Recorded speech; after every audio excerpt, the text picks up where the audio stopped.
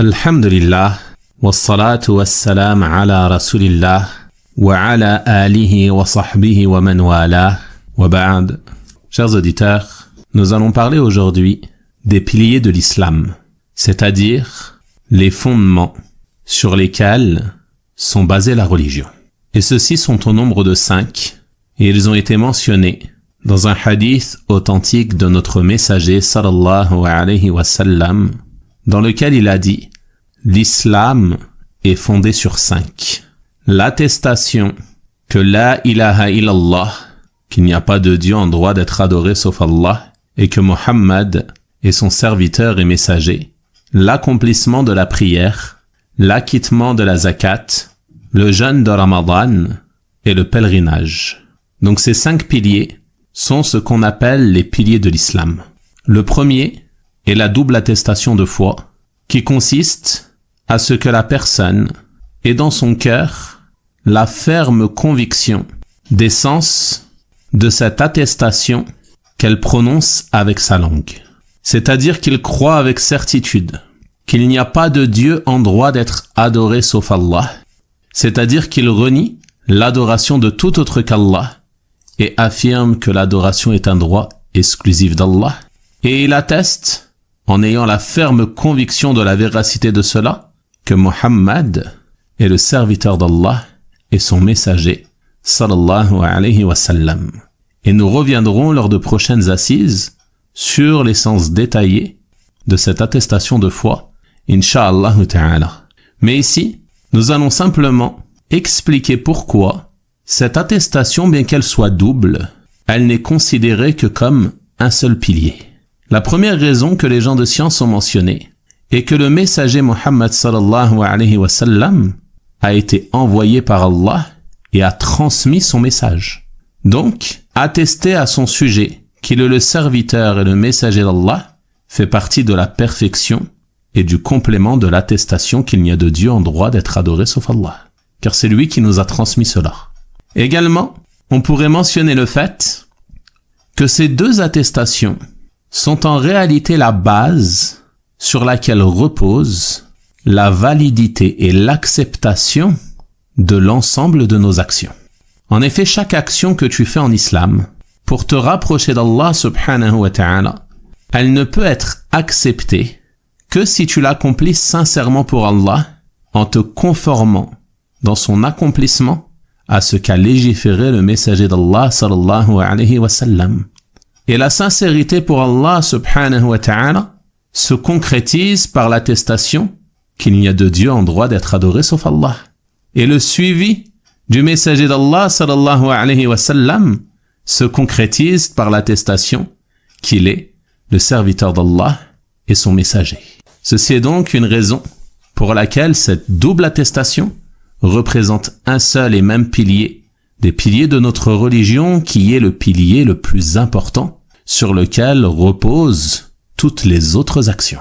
Et parmi les fruits de cette attestation immense, il y a le fait que celle-ci te libère et libère ton cœur et ton âme de l'asservissement aux créatures.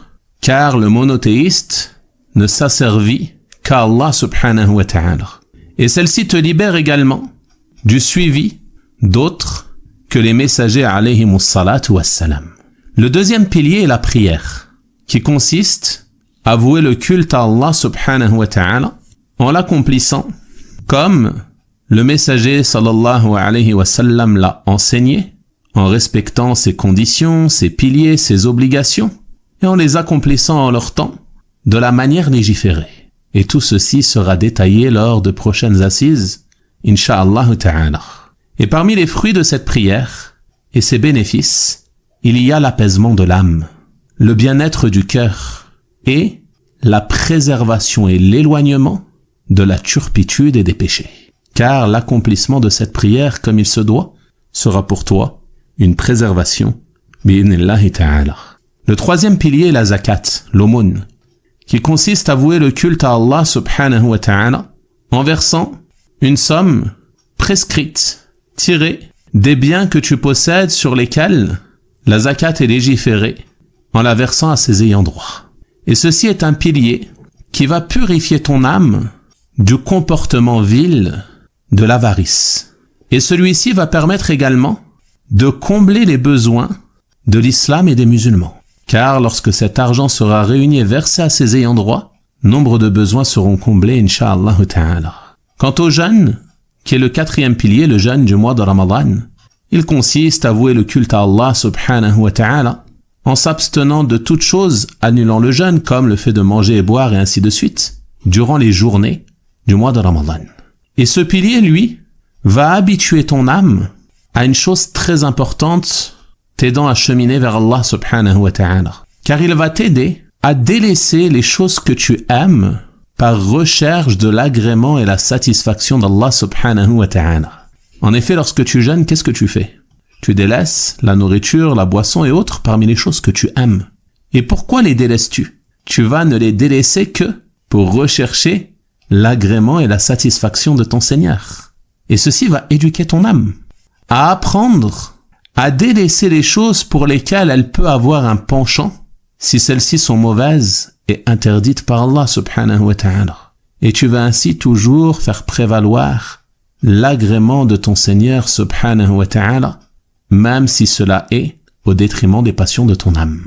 Enfin, le pèlerinage consiste à vouer le culte à Allah subhanahu wa ta'ala en se rendant à la maison sacrée, à la Mecque, pour accomplir les rites du pèlerinage durant la période légiférée. Et cette adoration immense a comme fruit et comme bienfait le fait d'entraîner ton âme à faire des efforts physiques et des efforts financiers dans l'adoration d'Allah subhanahu wa ta'ala. En effet, celui qui part au pèlerinage devra dépenser de grandes sommes d'argent pour s'y rendre. Mais il dépense cet argent pour Allah subhanahu wa ta'ala. Donc ceci fait partie de ses bonnes actions par lesquelles il s'élève auprès de son Seigneur. Et il s'habitue ainsi à dépenser son argent sur le sentier d'Allah. Et il fait également des efforts physiques, car le pèlerinage te pousse à voyager, à accomplir ses rites au milieu de ce monde, dans cette situation. Et ceci va demander des efforts physiques, qui sont des efforts que tu fais dans l'obéissance à Allah subhanahu wa ta'ala et sur son sentier. Et c'est pour cela que le pèlerinage est une forme de lutte sur le sentier d'Allah subhanahu wa ta'ala. Donc tous ces bienfaits et ces fruits de ces piliers de notre religion, ajoutés à tous les bienfaits que l'on ne peut mentionner dans un cours si concis. Tout cela fait que la communauté musulmane est une communauté pure et exemplaire, qui se rapproche d'Allah subhanahu wa ta'ala par la religion de vérité, et qui agit avec les créatures avec équité et véracité. Car toutes les autres législations de l'islam qui suivent, qui ne font pas partie de ces piliers, seront bonnes, incha'Allah ta'ala, chez celui qui a pris soin de s'appliquer à l'application de ces 5 piliers. Et plus nous veillerons à cela, plus nous veillerons à la préservation de notre religion, plus notre situation s'améliorera. Bi'idhnillahi ta'ala. Je demande donc à Allah subhanahu wa ta'ala de nous aider à concrétiser réellement la mise en pratique de ces 5 piliers. Wa sallallahu wa sallama wa baraka ala nabiyyina Muhammad wa ala alihi wa sahabatihi ajma'in walhamdulillahi rabbil alamin wa jazakumullahu khayra.